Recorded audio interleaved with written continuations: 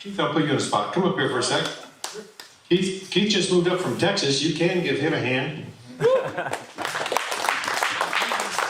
That's at least 3 Texans in our midst. Come over here, Keith.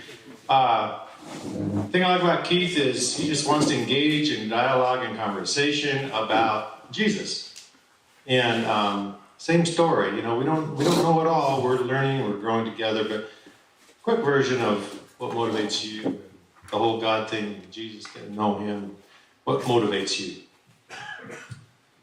In my own personal faith? Yeah. You really did put me on the spot. Good for you. I told Daniel, and he said, "You're gonna let him know."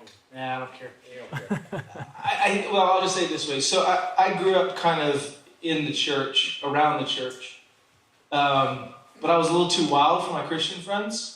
So I was never on the inside. I was always kind of in between. I was on the outside. I wasn't really ever, what did you say? Still is. Fair enough, yeah. Anyway, the word heretic has come up a few times in regards to me, but that's a different story. It had to get real for me.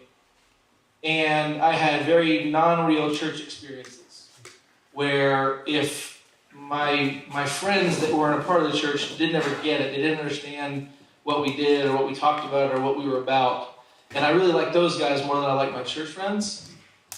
But something inside of me was telling me that something was going on in my own faith that wasn't quite on. So through a lot of struggling, college, after college, working in business, it just had to get real for me. And I actually found more answers and transformation outside of Sunday morning stuff. I was used to Sunday mornings.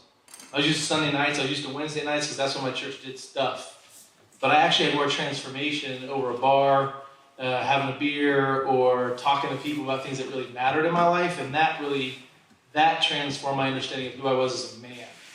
And out of that, I realized that I was much more comfortable outside the church than I was inside the church.